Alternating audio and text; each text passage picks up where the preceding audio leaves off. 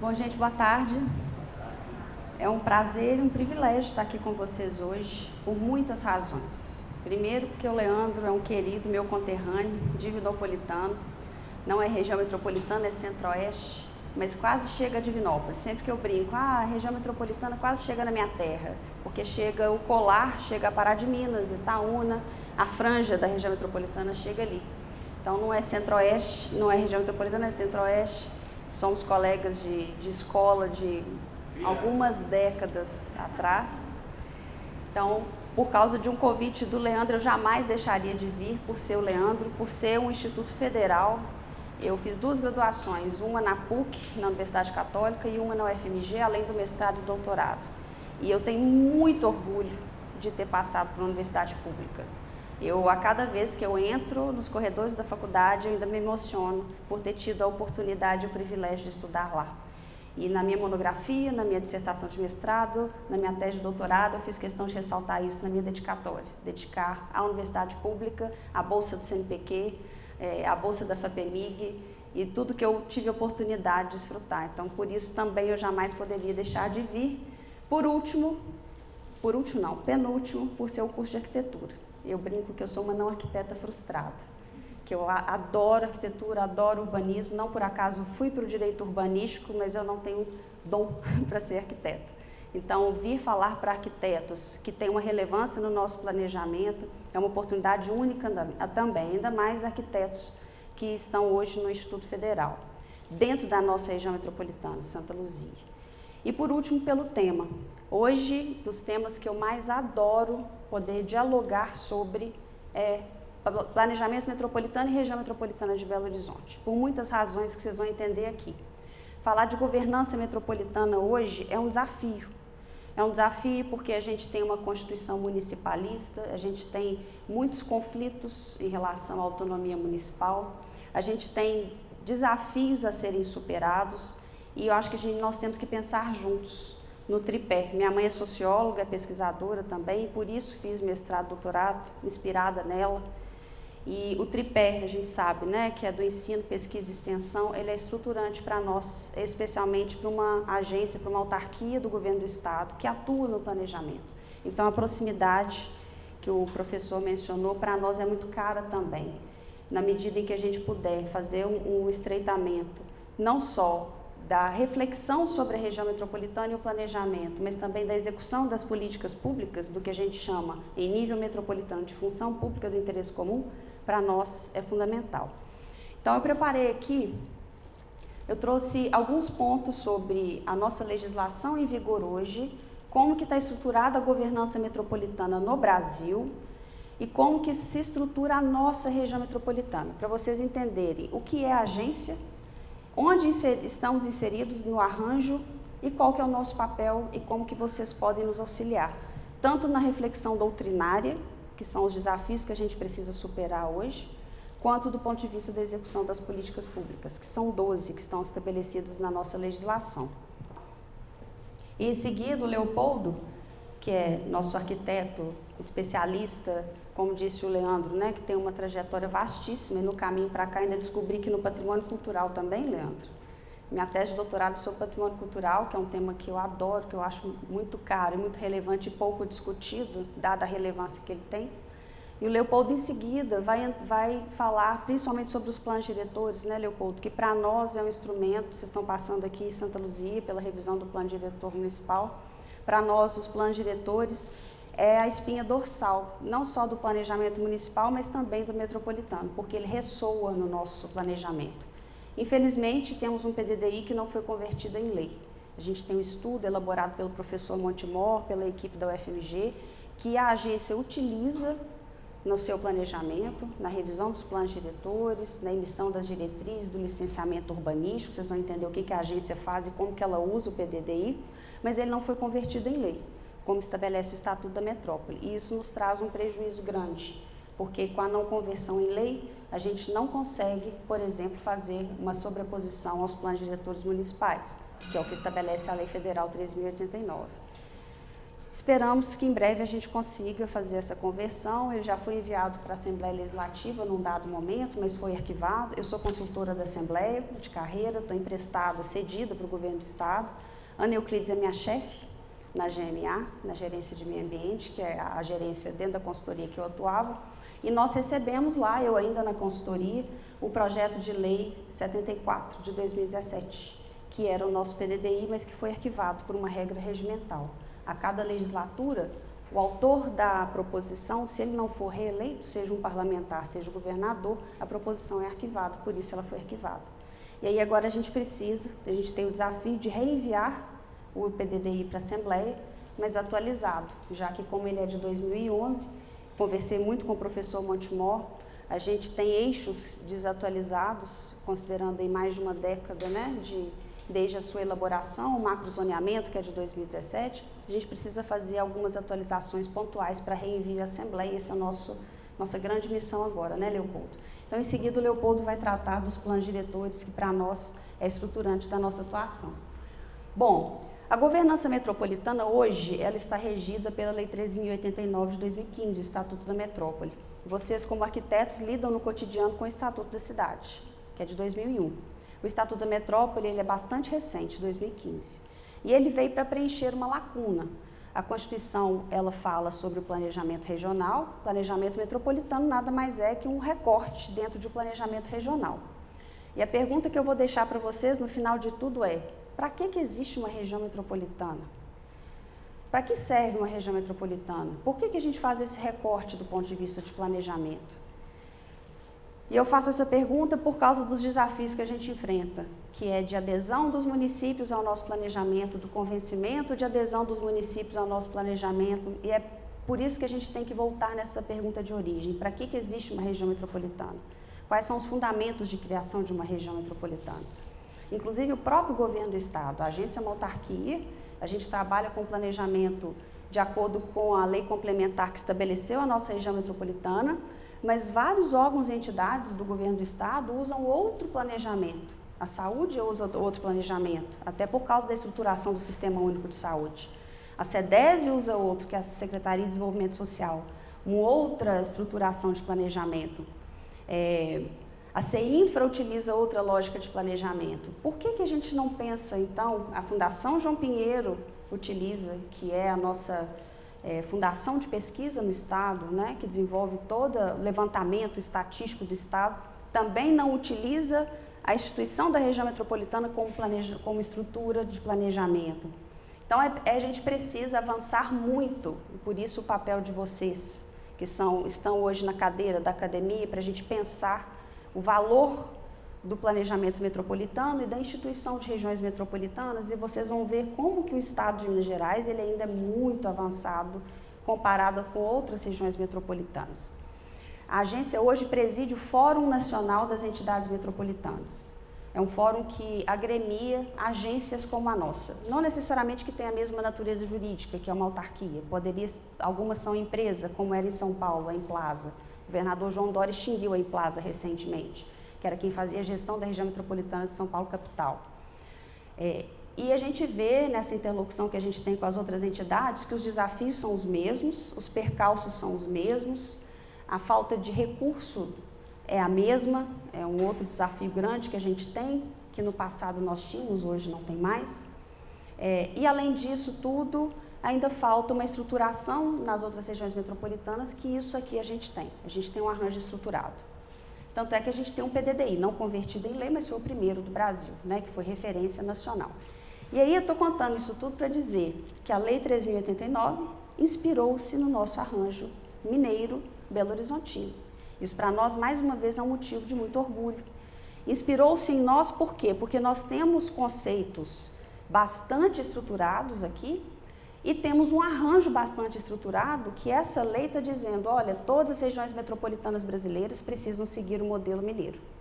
Então, o arranjo que está proposto aqui nessa lei federal é o arranjo que nós seguimos aqui desde 2006 oficialmente, mas que já existia, vocês vão ver na história que a agência é de 2009, mas ela é sucessora de várias entidades que desde a década de 70 faz planejamento metropolitano em Belo Horizonte, que começa com o Plambel.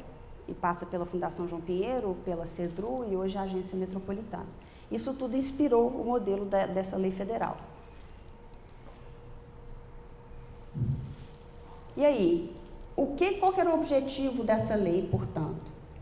Fazer uma complementação ao Estatuto da Cidade, que vocês já conhecem, Lei 10.257 de 2001, tratando do ponto de vista do olhar metropolitano, do planejamento metropolitano, para poder regulamentar esses dispositivos constitucionais que falam sobre o planejamento. Então, esse foi o objetivo da lei, que veio tardiamente, né? A gente tem uma Constituição de 88, um Estatuto da Metrópole, que é Estatuto da Cidade, que é de 2001, que já tem um lapso temporal considerável, até porque a gente teve um movimento pela reforma urbana muito grande durante a Constituinte, e que nós deveríamos ter tido o Estatuto da Cidade ainda ali no início da década de 90, logo após a promulgação da Constituição, demorou, e o Estatuto da Metrópole, então, nem se fala, 2015, quantas décadas depois da nossa Constituição. Ele veio com uma defasagem lá no finalzinho. Ele previa um fundo nacional para custeio de projetos, para formulação de projetos nas regiões metropolitanas brasileiras, e foi vetado, esse dispositivo foi vetado. Então, hoje, o Estatuto da Metrópole, ele traz uma série de conceitos, ele traz um arranjo, ele traz as diretrizes e orientações do planejamento coordenado dos municípios metropolitanos com a sua autoridade metropolitana, como a lei diz, mas ele não tem uma previsão orçamentária de recursos. Essa é uma falha que a gente encontra, e hoje isso deixa mais fragilizado o planejamento metropolitano. Apesar de termos aqui em Minas o Fundo de Desenvolvimento Metropolitano Mineiro. Ele existe, ele é custeado pelos municípios da região metropolitana e pelo governo do estado. Então, a região metropolitana, essa é a definição que a lei traz, essa unidade regional instituída pelo estado, mediante lei complementar, isso está na lei federal, na Constituição Federal, isso está na nossa Constituição Estadual. E que é constituída por um agrupamento de municípios limítrofes para integrar a organização, planejamento e execução das funções públicas de interesse comum.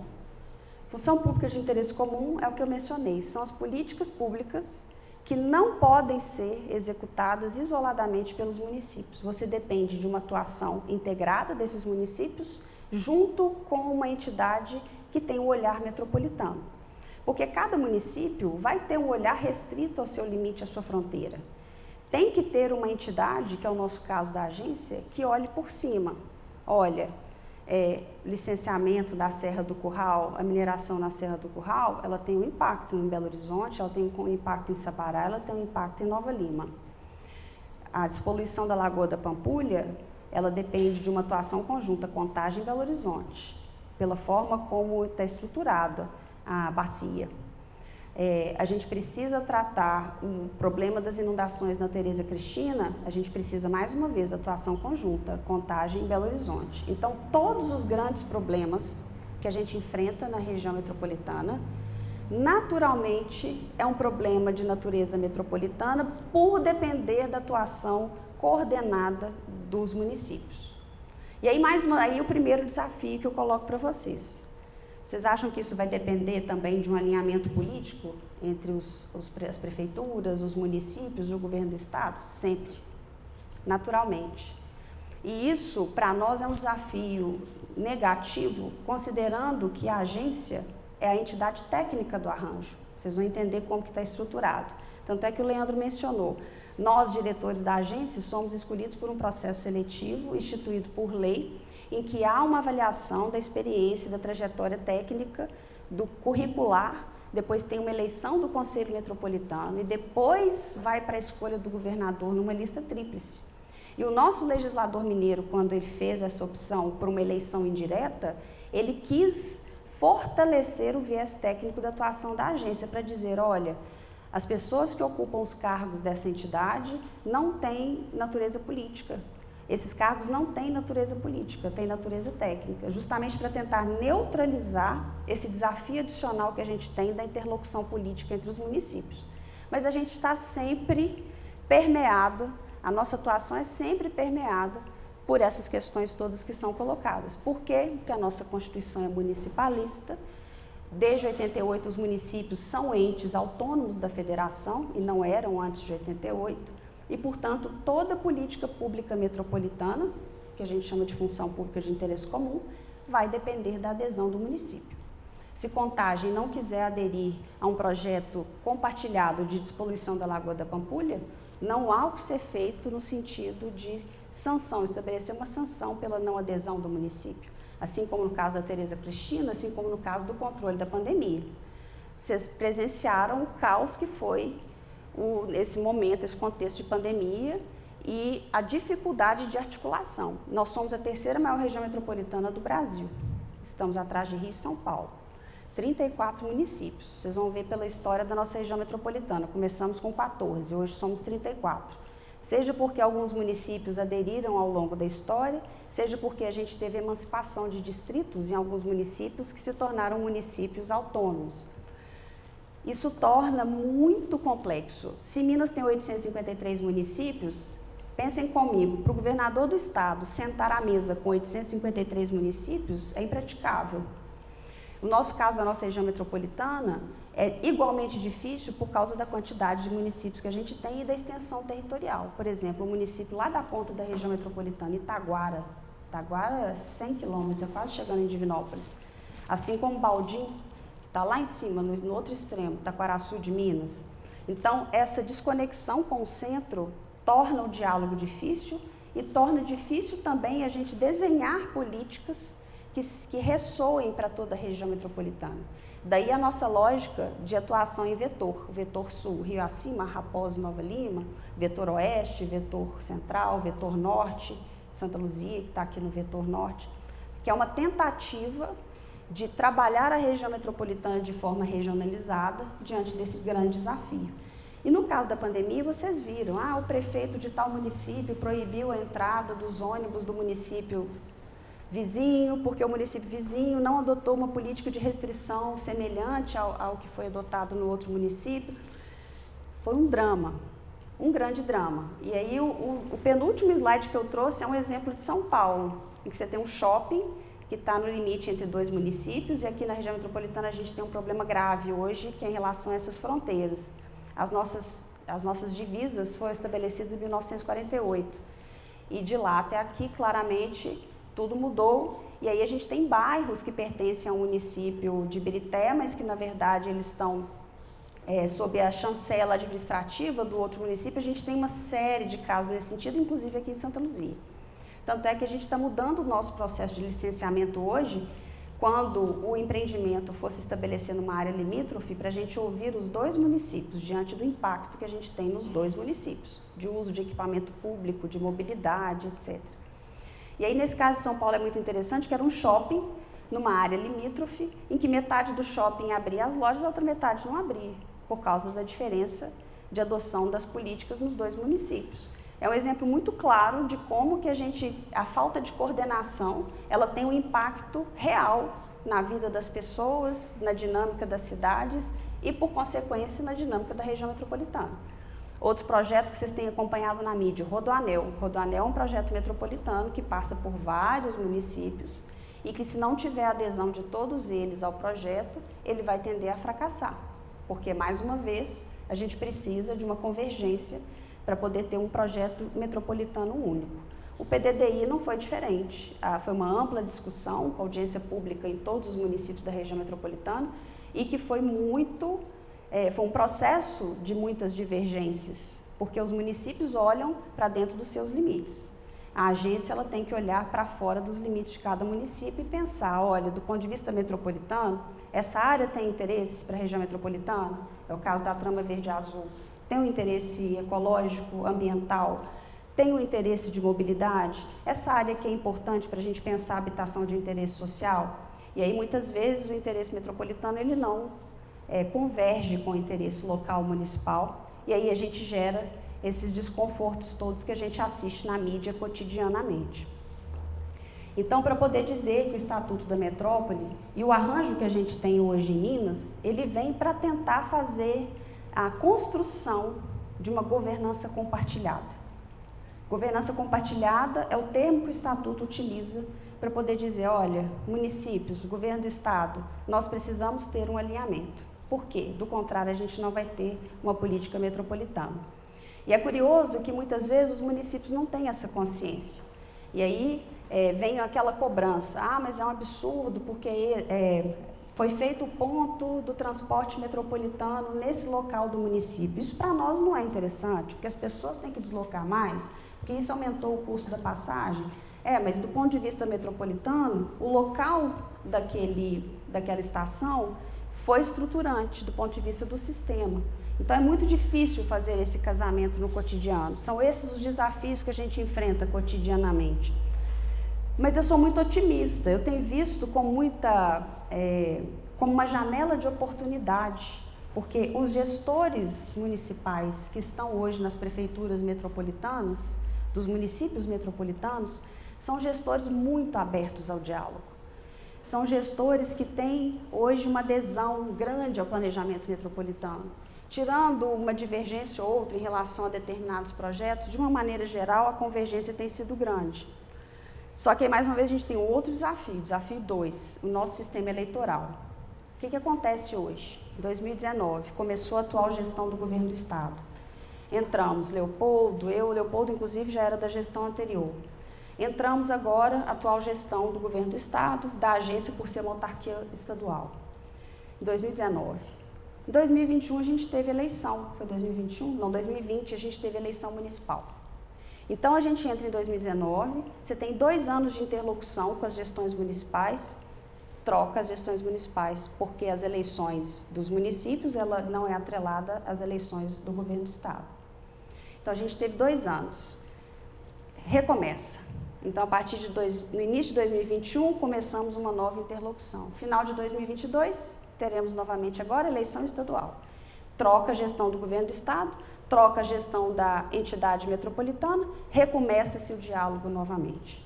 Então, a tentativa do nosso legislador de ter uma agência altamente qualificada do ponto de vista técnico e desatrelada desses desajustes políticos, é para ter uma perenidade. É a lógica de existir servidor público. Lá na Assembleia, nós somos da consultoria. Na consultoria, nós temos o arcabouço de todas as proposições que passaram pela casa. As que foram aprovadas, as que não foram aprovadas, os pareceres que nós elaboramos em cada projeto de lei.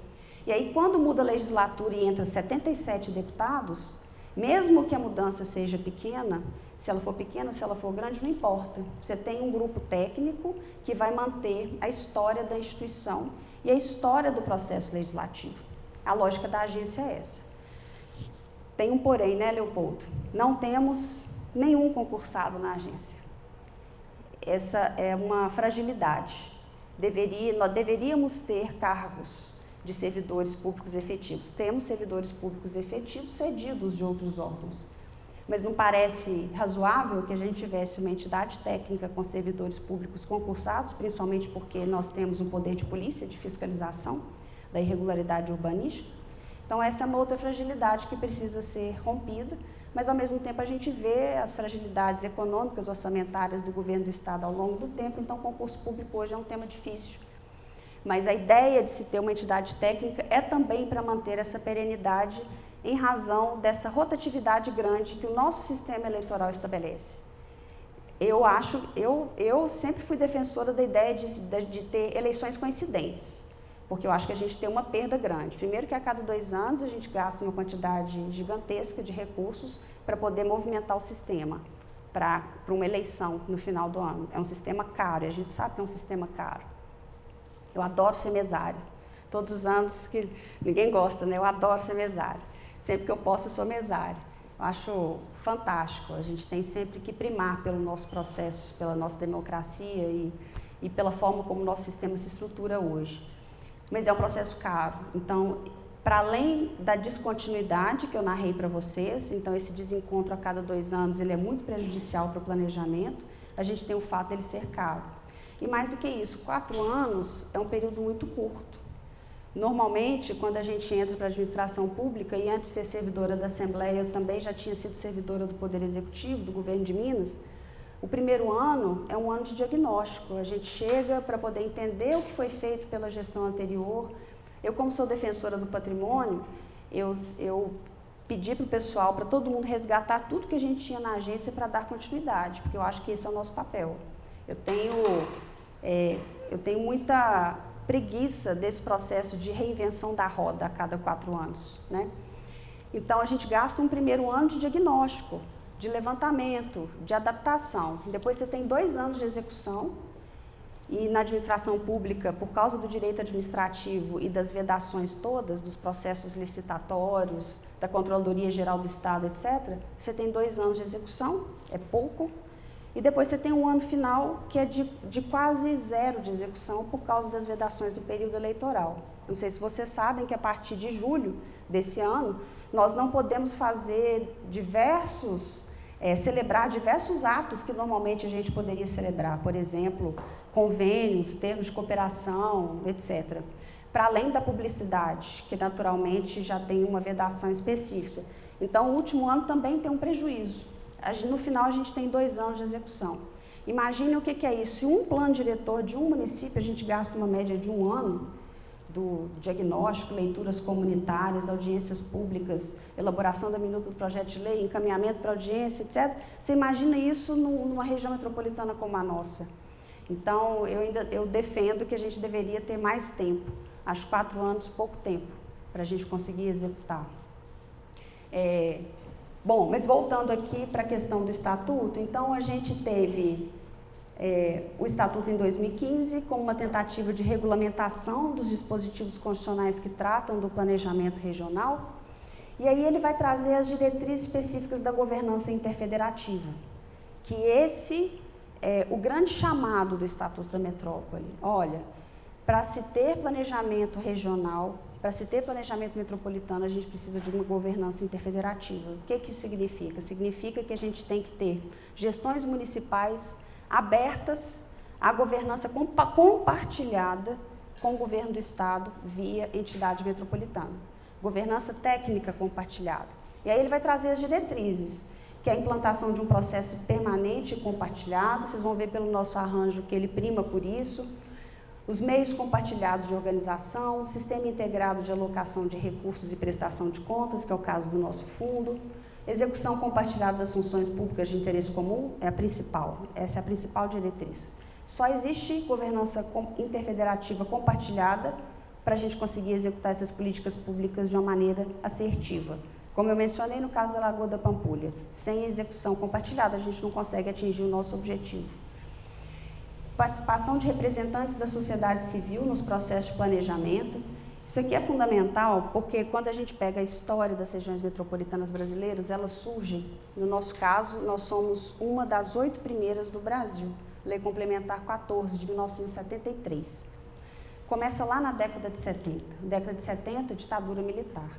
É um momento prévio à Constituição de 88, e, portanto, você tinha um outro modelo de planejamento metropolitano. Você tinha uma entidade metropolitana, que era o Planbel, que era vinculado ao governo do Estado e que fazia gestão, mas sem a participação da sociedade civil, sem a participação formal da sociedade civil.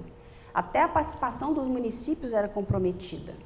Tanto era comprometida, era uma gestão mais centralizadora, até pelo perfil constitucional posto naquele momento, que os municípios da região metropolitana de Belo Horizonte criaram a Granbel. Vocês já devem ter ouvido falar, que é a Associação dos Municípios da Grande Belo Horizonte. A Granbel foi uma tentativa, uma iniciativa dos municípios de agremiação lá na década de 70, para poder dizer, olha, Planbel, governo do Estado, nós somos uma agremiação de municípios, nós queremos ter voz e a gente quer participar do planejamento metropolitano. Então vejam que até para a participação municipal, do município metropolitano, existiam dificuldades, quiçá para a sociedade civil, que o nosso arranjo corrigiu pós-88. Então, hoje, o nosso Conselho Metropolitano, obrigatoriamente, existe uma eleição prevista a cada 2 anos para a participação da sociedade civil, porque ela precisa opinar no processo de planejamento. Vocês vão ver pela composição do Conselho, que eu vou mostrar adiante. E ele traz o conceito de função pública que eu mencionei, que é a ação ou política que depende da ação de um município que isoladamente ele não conseguiria executar. Os conceitos de gestão plena, a estrutura de governança interfederativa própria e o plano de desenvolvimento urbano integrado. Isso aqui para nós em Minas é chover no molhado, mas para outras nós temos quase 80 regiões metropolitanas no Brasil. Dessas 80, mais ou menos umas 15 a 20 tem um arranjo metropolitano, o resto não tem. Plano diretor metropolitano, então, aprovado por lei, 2. Nós temos 2 regiões metropolitanas que têm. Então, vejam que isso aqui, o legislador federal, ele está tentando dizer, olha, regiões metropolitanas, vocês precisam se estruturar. Eu acho que se a gente tivesse tido algum tipo de incentivo financeiro, a gente teria um ganho de escala, naturalmente. Na ditadura, por exemplo, quando a gestão ainda era na década de 70, nós tínhamos uma parte do tributo do combustível, que era um recurso federal, que era destinado ao planejamento metropolitano. Isso é um estímulo muito grande para a adesão dos municípios ao planejamento, concordam? Olha, se você aderir ao nosso planejamento, você consegue o recurso do BNH. O BNH também tinha essa previsão. Você consegue uma parcela de recursos do tributo federal, tantos por cento, etc. Hoje você não tem esse tipo de estímulo. Então, quando o legislador vem e diz, olha, regiões metropolitanas, vocês precisam se estruturar, é uma iniciativa técnica estruturante fundamental. Mas a questão é, por que as regiões metropolitanas vão aderir ao que está sendo proposto no Estatuto da Metrópole? Elas aderem hoje porque quando o Estado reconhece a relevância de se fazer planejamento metropolitano, mas não existe um estímulo claro para a estruturação dessas regiões metropolitanas. A não ser no nosso caso. Quantos urbanistas, arquitetos que são formados nesse legado, né, Leandro e Leopoldo, nesse legado de 4 décadas de planejamento metropolitano? Quando você fala com um arquiteto sobre o Planbel, sobre o legado do Planbel, a estrutura, a história do Planbel, da Fundação João Pinheiro, é inegável. Então, nós temos uma região metropolitana muito estruturada por causa da história que nós temos de planejamento, mas as regiões metropolitanas, de modo geral, não têm essa mesma trajetória. Tanto é que agora em São Paulo houve a extinção da Emplasa, a região metropolitana maior do Brasil, que é de São Paulo capital, hoje não tem uma entidade técnica que faz a gestão da região metropolitana. E isso tem um impacto. Então, nós temos o privilégio de sermos uma região metropolitana que tem uma história. Tem uma dissertação de mestrado, que é de um colega meu da Assembleia, Gustavo Machado, muito interessante, em que ele faz uma comparação entre a região metropolitana de Belo Horizonte e o ABC paulista, mostrando qual que é a diferença. E a diferença é, em linhas gerais, no ABC paulista existe um sentimento de pertencimento. As pessoas ali, existe um movimento, uma identidade que une aqueles municípios em torno daquela região metropolitana. Aqui em Belo Horizonte nós não temos. Tanto é que as pessoas se reconhecem como sendo de Vespasiano, de Santa Luzia, de Contagem, de Iberité, mas ninguém se reconhece como cidadão metropolitano. Eu até brinquei com a Fran, nossa assessora de comunicação, para a gente fazer uma campanha, I Love RMBH, igual de Nova York, para ver se a gente consegue criar, que é o lastro do patrimônio cultural, é esse, né? As pessoas se identificam com o patrimônio cultural por causa do sentimento de pertencimento. E a gente precisa ter dos municípios e das pessoas que moram na região metropolitana um sentimento de pertencimento a essa região metropolitana. Por que nós somos, então, uma região metropolitana? Porque nós tivemos, lá no passado, uma estruturação técnica formidável. Tanto é que nós somos uma região metropolitana das poucas no Brasil que tem uma legislação absolutamente técnica, estruturada. Vou mostrar para vocês, por uma série de leis complementares. Lei complementar que instituiu a região metropolitana, lei complementar que estabelece regras gerais para qualquer região metropolitana que venha existir, lei complementar que instituiu a agência metropolitana e seu poder de polícia, que é praticamente a única no Brasil que tem poder de polícia. Então, nossa região metropolitana tem uma estruturação técnica, normativa. Não é pelo sentimento de pertencimento, mas é por uma característica que nos é muito cara, por um legado normativo e por um legado técnico. E isso é muito importante. Por isso, tantas regiões metropolitanas brasileiras não têm um arranjo parecido com o nosso e, portanto, essa lei talvez não pegue, que é o chavão que a gente usa no Poder Legislativo, quando uma lei ela tem uma aplicabilidade baixa, porque isso vai depender de um sentimento de pertencimento ou de um movimento muito sério de estruturação do arranjo, que é o nosso caso aqui há 4 décadas. Então, esses são os conceitos que o Estatuto traz e os princípios principais. Olha esse, prevalência do interesse comum sobre o local. Esse, para mim, é o mais caro.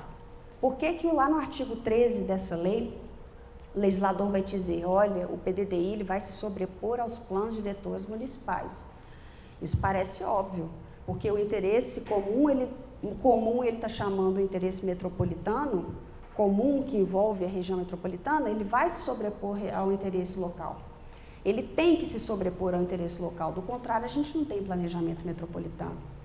Tanto é que na pandemia, quando vieram me consultar, a parte jurídica do governo do estado veio me consultar, você acha possível que a gente dê um tratamento diferenciado na pandemia para a região metropolitana? Eu falei, tenho certeza.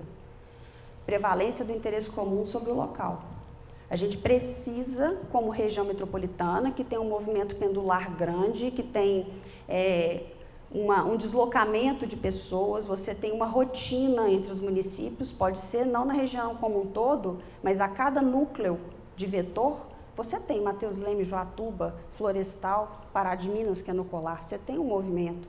Belo Horizonte, Contagem, Betim, você tem um movimento. Vespasiano, Ribeirão das Dez, você tem um movimento. Não parece óbvio que no momento grave como o de pandemia que a gente viveu, que a gente poderia ter dado um tratamento considerando o interesse comum sobre o local? Para mim, sim. Só que, mais uma vez, a gente tem uma Constituição municipalista e muitos questionamentos sobre isso. Tanto é que vocês viram as brigas todas que foi até parar no Supremo Tribunal Federal, em que se questionava o que era competência do município e o que era competência do Estado, que tem competência residual em tudo, e o que era competência da União. Então, esse princípio, para mim, é o mais caro, para a gente poder dizer, olha, o interesse metropolitano, ele é preponderante sobre o interesse dos municípios, sempre. Eu estou falando pelo ponto de vista técnico, né, gente? A cada política pública, vocês vão ver aí quais são as 12 que estão no nosso guarda-chuva. Se a gente não pensar, não estabelecer esse princípio como norteador de cada uma dessas políticas públicas, a gente não consegue avançar. Vou dar um exemplo, transporte. Não sei se vocês sabem, a nossa região metropolitana já teve um transporte integrado, logística e tarifária. Porque nós tínhamos o Planbel, nós tínhamos o Metrobel, e nós tínhamos um planejamento que era feito todo, integralmente, pelo governo do estado. Como é feito hoje em Vitória, região metropolitana de Vitória, o que eles fizeram para sanar essa confusão? Porque aqui a gente tem muitos gestores, por isso a dificuldade de fazer uma integração. Você tem o gestor do transporte metropolitano, quem faz é a Secretaria de Infraestrutura do Estado. Quem faz a gestão do transporte municipal em Belo Horizonte é a BH Trans. Quem faz a gestão do transporte municipal em Contagem é a Transcom. Quem faz a gestão do transporte municipal em Betim é a Transbetim. Então, imaginem, 34 municípios, um sistema metropolitano e 34 sistemas municipais. Não são 34 porque não é todo município que tem sistema de transporte municipal. Mas percebam, vejam tanto que é complexa. Além disso, de pano de fundo, você tem contratos de transporte com os consórcios, que são contratos de 20, 30 anos.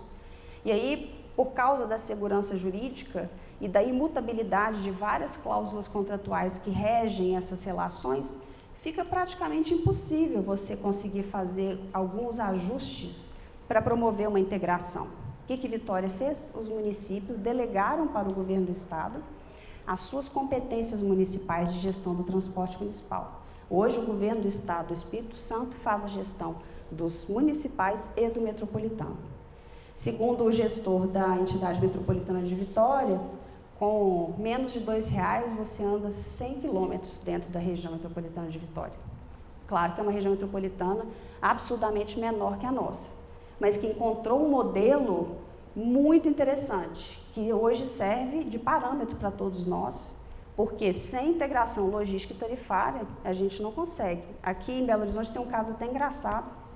O Charleston, nosso diretor de planejamento, costuma contar. O Banco Mundial veio para poder custear um projeto, e aí quando eles foram pegar o ônibus, eles saíram da estação do ônibus municipal, andaram 20 passos e entraram na estação para pegar o metropolitano. E ele não conseguiu entender por que ele tinha que andar 20 passos para trocar de ônibus, sendo que só porque uma era estação do metropolitano e a outra era estação do municipal. Por quê? Porque é muito difícil estabelecer essa integração e esse diálogo. Então, desde a década de 90, quando a gestão do transporte ela foi municipalizada, a gente passou a ter um problema, uma dificuldade, na verdade, de fazer essa convergência.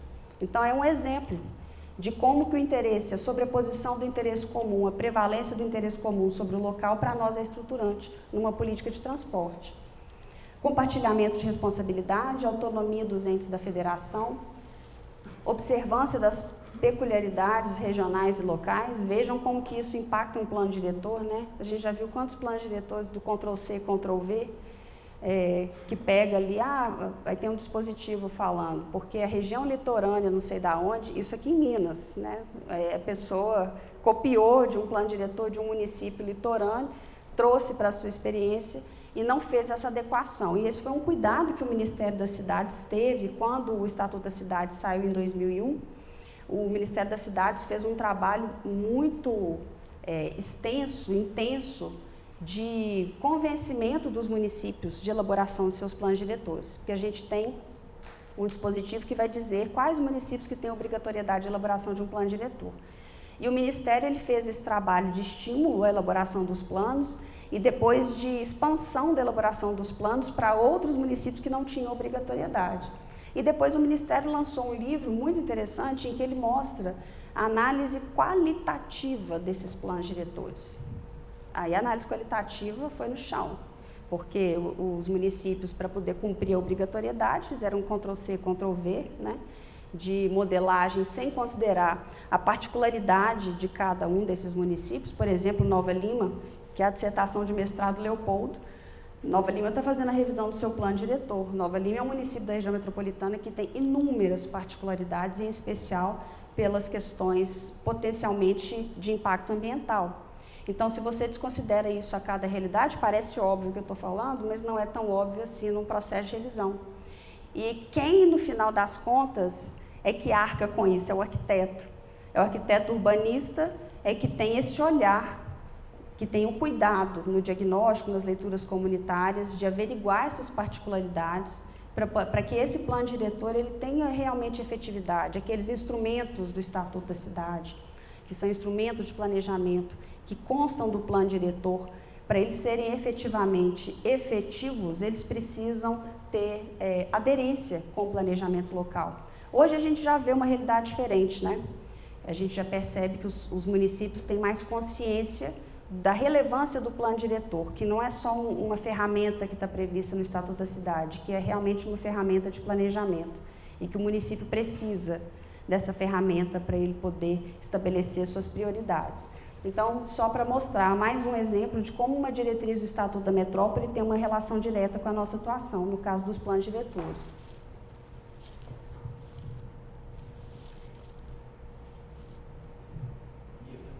Diga. Perfeito. Obrigada, Leandro.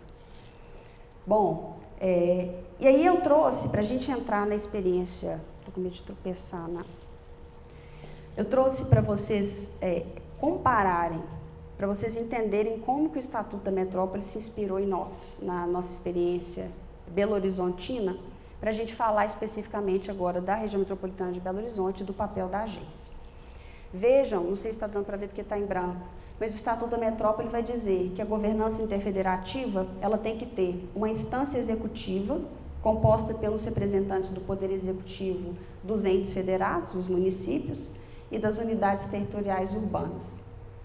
Essa instância executiva nós chamamos aqui de Assembleia Metropolitana.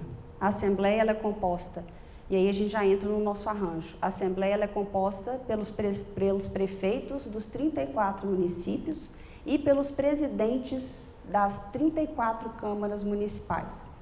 Depois o Estatuto vai dizer que a gente precisa de uma instância colegiada deliberativa com representação da sociedade civil. Esse é o nosso Conselho de Deliberativo de Desenvolvimento Metropolitano. O nosso conselho ele é composto por Belo Horizonte, Betim, Contagem, que tem assento cativo. 3 municípios que a cada 2 anos são eleitos em conferência metropolitana, então eles se revezam. Esses 3 são porque são os 3 maiores, tanto é que Belo Horizonte ainda tem 2 cadeiras. Contagem tem 1, Betim tem 1. Mais esses 3 municípios. Além deles, o Poder Executivo de Minas tem alguns assentos. Secretaria de Planejamento, Secretaria de Infraestrutura, são secretarias que têm sua competência afeta as funções públicas de interesse comum. Além disso, a Assembleia Legislativa de Minas, 2 deputados compõem o Conselho Metropolitano. Além disso, a sociedade civil, 2 titulares e 2 suplentes, que são eleitos a cada 2 anos também na Conferência Metropolitana. E por último não, ainda tem mais 3. A agência, que aqui o Estatuto está dizendo que é a organização pública com funções técnico-consultivas. É a nossa agência metropolitana aqui. E o Sistema Integrado de Alocação de Recursos, que é o nosso Fundo Metropolitano. E, além disso, a nossa Constituição prevê o PDDI. O que a gente chama de Plano Diretor de Desenvolvimento Integrado, PDDI, é o PDUI, que está previsto no Estatuto da Metrópole, que tem a mesma designação. Então, vejam, realmente é um espelhamento. O legislador federal, ele se espelhou no nosso arranjo para poder uniformizar a atuação das regiões metropolitanas. É um primeiro passo e importante para que a gente tenha um mínimo de diálogo. O Fórum Nacional das Entidades Metropolitanas, que eu mencionei, que a agência preside, na semana retrasada estivemos em Brasília, fazendo uma série de agendas por lá. E a gente percebe como que as nossas entidades metropolitanas são diferentes. Então, em Curitiba, a Comec, que é a coordenação que faz as vezes da nossa agência lá, eles trabalham com gestão de transporte de uma forma diferente, como a gente trabalha. E aí a gente tem que guardar mesmo as particularidades de cada região metropolitana. Mas um mínimo de padronização a gente precisa ter, até para facilitar, catalisar o nosso diálogo entre regiões metropolitanas. E também para o governo federal, como o Ministério do Desenvolvimento Regional, quando ele vai pensar o planejamento, ele precisa de um nível de padronização. Assim como a gente tem um sistema de cultura, nacional de cultura, você precisa ter um sistema nacional de regiões metropolitanas. É uma forma de institucionalização também das regiões metropolitanas que é importante para nós. A nossa Constituição, e aí eu pergunto para vocês sabem quantas regiões metropolitanas nós temos em Minas? 2. De Belo Horizonte, que é de 1973, e é a do Vale do Aço. Uberlândia, tentou-se criar uma região metropolitana de Uberlândia, de Juiz de Fora, dos Inconfidentes, que seria Ouro Preto, Mariana, etc. Tem uma série de projetos de lei que tramitaram e que tramitam na Assembleia Legislativa. Você precisa de uma lei complementar, como eu falei lá atrás, para instituir uma região metropolitana. Só que somente é possível se a gente preencher esses requisitos técnicos que estão previstos na nossa Constituição. É por isso que Minas, com 853 municípios e o tamanho de um país como a França, só tem 2 regiões metropolitanas. Se você for para o Paraná, acho que eles têm 6 regiões metropolitanas. Tem estado que tem 10 regiões metropolitanas. Nós só temos 2. Porque para nós é muito caro fazer a distinção entre aglomeração urbana e região metropolitana. Porque tratar como região metropolitana significa dar um tratamento diferenciado. Um olhar que demanda governança interfederativa compartilhada, instrumentos de gestão compartilhados, que é diferente de uma aglomeração urbana. Então, esses são os requisitos que o nosso Constituinte estabeleceu. População e crescimento demográfico, grau de conurbação e movimentos pendulares, atividade econômica e perspectivas de desenvolvimento, fatores de polarização e deficiência dos serviços públicos em um ou mais municípios com implicação no desenvolvimento da região. Então, isso aqui é o que tem travado a instituição de regiões metropolitanas em Minas. Mas, de todo modo, o nosso legislador, prevendo que no futuro nós poderemos ter outras regiões metropolitanas, ele estabeleceu, na Lei Complementar 88, de 2006, o regramento geral para todas as regiões metropolitanas mineiras. Toda região metropolitana que vier a existir vai seguir o mesmo regramento. Tanto é que a região metropolitana do Vale do Aço, que é de 2012, ela tem... A região metropolitana do Vale do Aço é anterior, a agência do Vale do Aço é que é de 2012. Eles têm um arranjo idêntico ao nosso. Eles têm uma agência metropolitana, eles têm um fundo metropolitano, eles têm um conselho e uma assembleia. da mesma forma.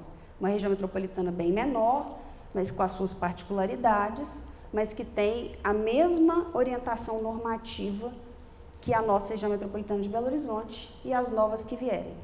Então, isso para nós é muito importante, porque demonstra uma preocupação do nosso legislador em institucionalizar e padronizar a forma de se fazer gestão metropolitana em Minas. E aí a nossa lei complementar 89, a gente tem a 88, que estabelece as regras gerais. A 89 fala especificamente da nossa de Belo Horizonte. E a 107, que fala da nossa agência metropolitana.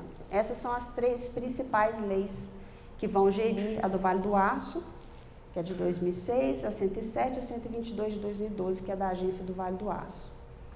E aí a nossa região metropolitana, como eu mencionei, ela nasce em 73, ela começa com 14 municípios, você tem um movimento de deslocamento de município que foi para o Colar e do Colar para a região metropolitana. Aí vocês vão perguntar, mas qual que é a diferença de um município integrar o Colar metropolitano ou integrar a região metropolitana? Basicamente, o Colar, e a nossa Constituição vai trazer o conceito, o Colar, ele é integrado por municípios que fazem a franja, são a zona de impacto da nossa região metropolitana.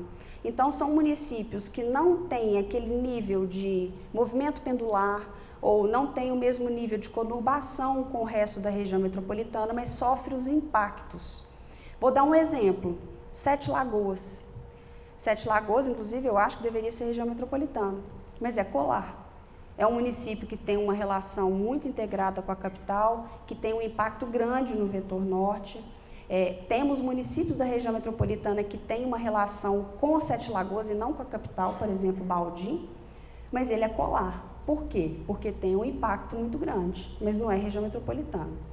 A agência atua nos municípios do Colar e da região metropolitana? Sim, mas primordialmente nós atuamos na região metropolitana, consideradas as funções públicas de interesse comum e a necessidade de uma atuação integrada.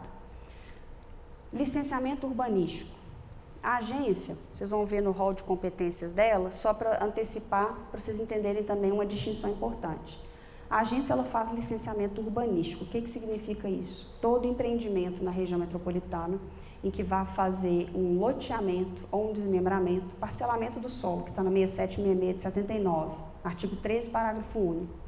A 6766 vai dizer, todo parcelamento do solo em município integrante de região metropolitana tem que ter anuência da autoridade metropolitana, no nosso caso aqui a agência.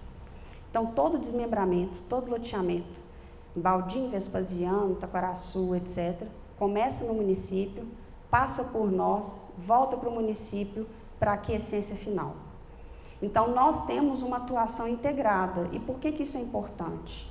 Ora, se você aprova um empreendimento que tem determinado impacto, que vai ter um loteamento grande no limite de Santa Luzia com Belo Horizonte, claro que tem que ter um olhar metropolitano para entender qual que vai ser o impacto nesses dois municípios. Por isso, o legislador de 79 fez essa previsão.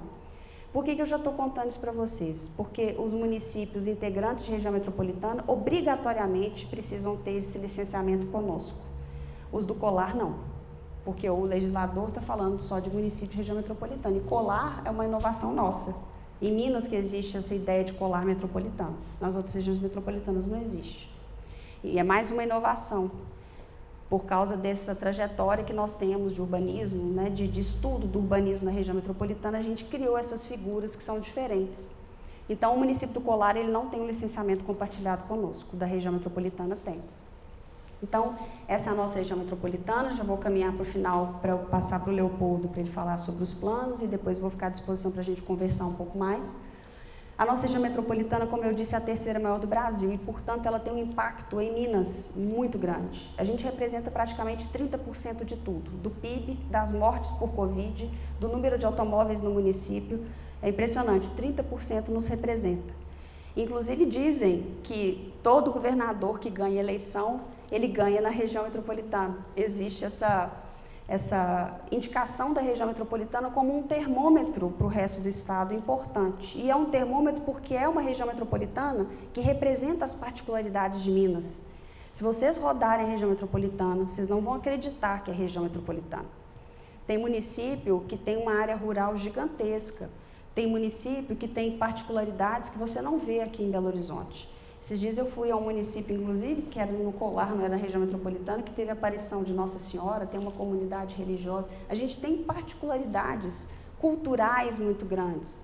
Então, a nossa RMBH, ela é uma representação da diversidade que a gente tem no Estado. Por isso que o impacto dela para o planejamento de Minas é tão relevante. Político, administrativo, técnico. Então, a gente tem que ter um cuidado com a região metropolitana por causa disso. A gente tem 34 municípios, 16 no Colar, como eu mencionei. Esse é o nosso arranjo. Assembleia com os prefeitos e presidentes de Câmara, a agência, que é o órgão de execução técnica, o Conselho Deliberativo, que é o principal do nosso arranjo. O Conselho, ele é deliberativo, como diz o nome, ele não é só meramente consultivo.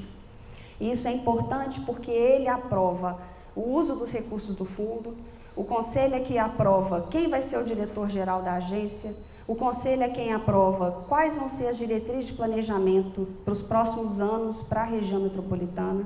Então, esse Conselho, para nós, ele é muito caro. Tanto é que a legislação prevê que a agência é vinculada ao Conselho. Nós somos uma entidade de execução. E o Conselho é a entidade de planejamento macro da região metropolitana, com a participação da sociedade civil, que foi o ganho pós-88. E aí a gente entra nas funções públicas de interesse comum. Vejam só, na Lei Complementar 89 de 2006, no artigo 8º, toda a região metropolitana, o Estatuto da Metrópole vai dizer, é instituída por lei complementar. Na lei complementar tem que falar quais são os municípios, tem que falar quais são as funções públicas de interesse comum. Sabe por que isso é importante? Curitiba, agora o Paraná, fez uma alteração na lei, tirando saneamento como função pública de interesse comum. Então vejam, por quê? Porque hoje a gente tem um novo marco regulatório do saneamento e existe uma discussão grande. Quem vai fazer a gestão do saneamento nas regiões metropolitanas? Eu queria que fosse a agência. Não deveria ser a agência? Se a gente tem uma entidade técnica, quem deveria fazer a gestão do transporte metropolitano? A agência. Quem deveria fazer transporte intermunicipal? Sistema viário metropolitano. Defesa civil.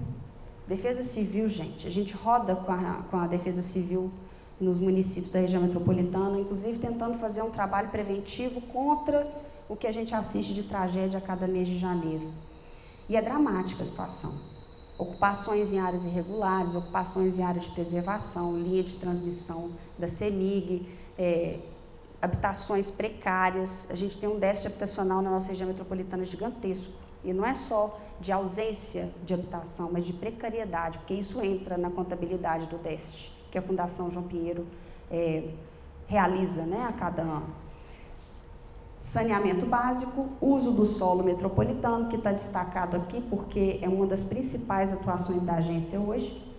Aproveitamento de recursos hídricos, gás canalizado, cartografia, preservação do meio ambiente, habitação, sistema de saúde e desenvolvimento socioeconômico. 12 políticas públicas, que está na nossa lei complementar.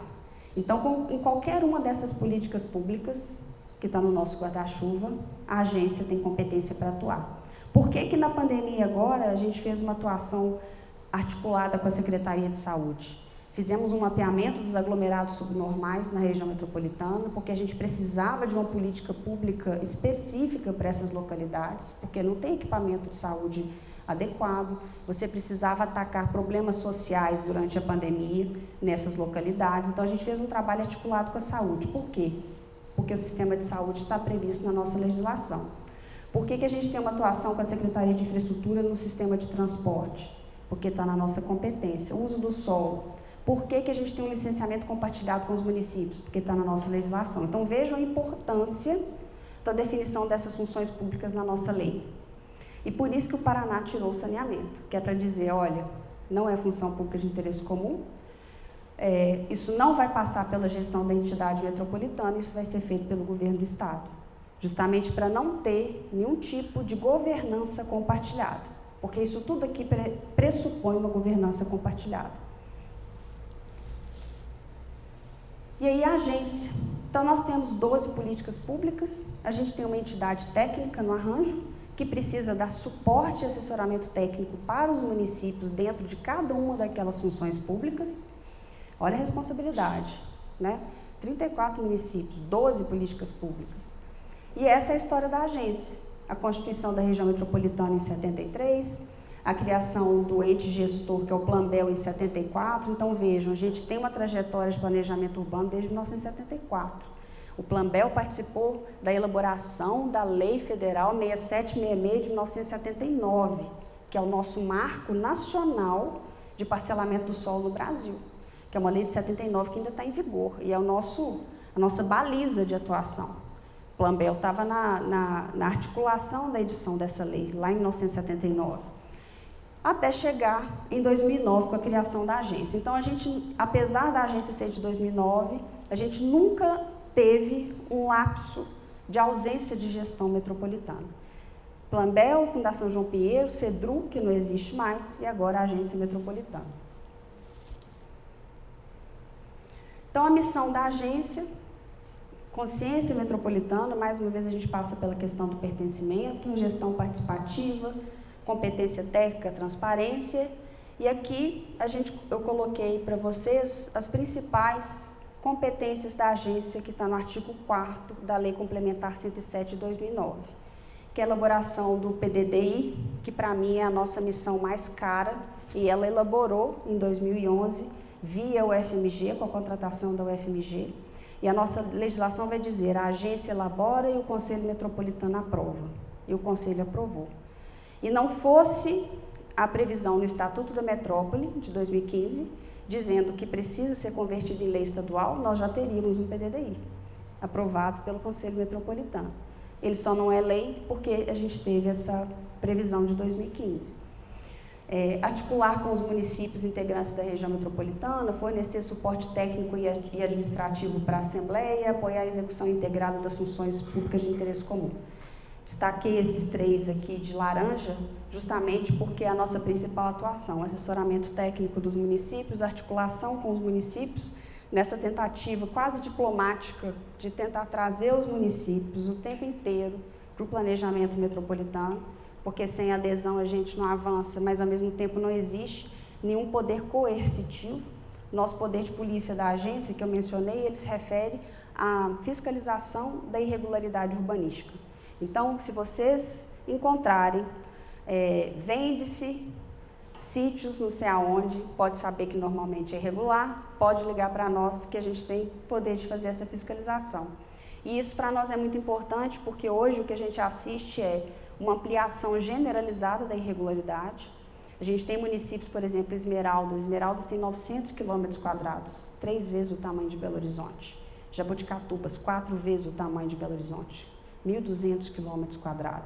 Imagina o que é fazer a gestão do solo para manutenção de uma ocupação regular na região metropolitana e em municípios tão grandes como esses que eu citei. Por isso que a regularização fundiária urbana, a REURB, Lei 13465, de 2017, passou a ser um instrumento importante para nós também. A agência não faz REURB porque a competência é municipal, mas assessora tecnicamente os municípios para fazer regularização. Então, a gente atua no assessoramento técnico para regularização fundiária, revisão dos planos diretores, que é uma ferramenta estruturante para a atuação dos municípios, e na fiscalização, porque nós temos uma equipe pequena para atuar num território tão extenso, mas por incrível que pareça, a gente tem município que não tem nem arquiteto. Como que você faz licenciamento urbanístico sem um arquiteto? Como que você faz licenciamento urbanístico e mantém a regularidade do uso do solo se você não tem um fiscal? Contando só com a atuação da agência, não é possível. Então, a gente tem feito um trabalho grande, a agência no seu município e a RMBH Legaliza, são 2 programas que a gente criou para tentar prestar esse assessoramento aos municípios, mas, ao mesmo tempo, tentar estruturar esses municípios para que eles tenham autonomia efetiva em relação à agência e em relação a essas pautas que para nós é tão cara, principalmente em relação ao uso do solo.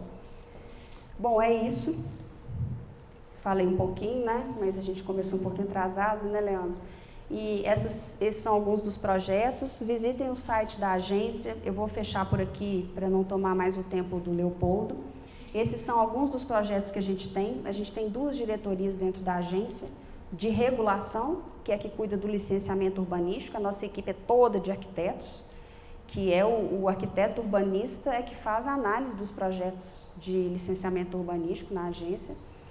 E a gente tem a diretoria, e onde está a fiscalização também. E a gente tem a diretoria de planejamento, que é onde o Leopoldo atua, que faz a parte do planejamento com revisão dos planos diretores, apoio à regularização fundiária, plano de mobilidade da região metropolitana, que é um trabalho importantíssimo que vai ficar pronto esse ano. O PEF, que é o Plano Estratégico Ferroviário, porque vocês sabem, né? Eu sou de Divinópolis. Meu avô é engenheiro aposentado da rede, engenheiro civil, aposentado da rede ferroviária.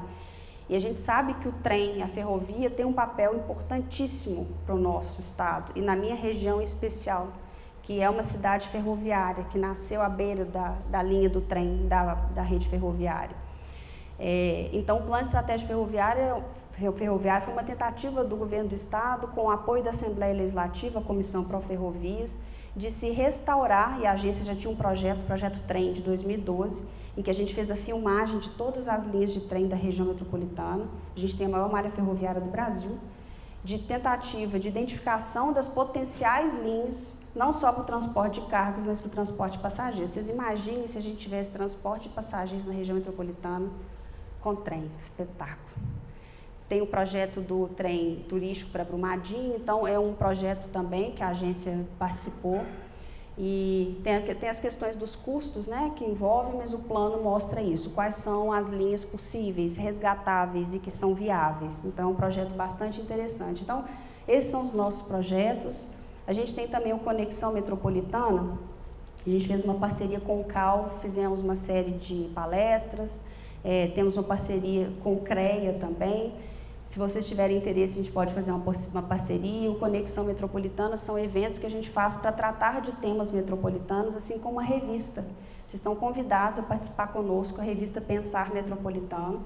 Tivemos uma edição recente sobre as chuvas, depois tivemos uma edição sobre as funções públicas de interesse comum e teremos uma edição esse ano, em que todas as entidades metropolitanas brasileiras vão participar e cada entidade vai convidar institutos, universidades que sejam parceiras da agência para contribuir para a revista Pensar, Leandro. Então, vocês já estão convidados para participar conosco dessa edição especial da revista Pensar Metropolitano. Então, entrem no site da agência. Chamada para quando? Final do ano. Final do ano? O envio do texto é final do ano. Agora, final de maio, a gente vai definir quais entidades acadêmicas parceiras que a gente vai convidar para participar conosco da revista. A nossa ideia é fortalecer o planejamento metropolitano, com a participação das regiões metropolitanas, todas que estão no nosso fórum, e a gente vai fazer no final do ano, passado as eleições, que é quando a gente pode voltar a ter uma atuação mais incisiva, fazer um evento aqui em Belo Horizonte, com essas entidades do Brasil todo, para falar sobre regiões metropolitanas. Então, assim que a gente tiver com isso bem estruturado, vocês já vão ser convidados para participar conosco. Vai ser um privilégio ter vocês. Então, entrem no site da agência, no nosso Instagram, para vocês conhecerem os projetos. Se tiverem dúvida, quiserem escrever trabalho de conclusão de curso sobre qualquer um desses temas, vai ser maravilhoso. Vira e mexe alguém me manda e-mail pedindo alguma informação, porque tem subsídios técnicos interessantes a serem explorados aqui nessas temáticas, nessas 12 políticas públicas, né? E agradeço mais uma vez o convite. Esse é o exemplo que eu dei para vocês do shopping, né? Que metade abria, metade não abria. E queria agradecer, Leandro, mais uma vez o convite, e eu estou à disposição aqui para a gente conversar, e não só. O Leandro tem meu telefone, tem meu e-mail, se vocês precisarem, a gente volta, conversa, e podemos pensar uma conexão metropolitana com o Instituto. Obrigada, gente.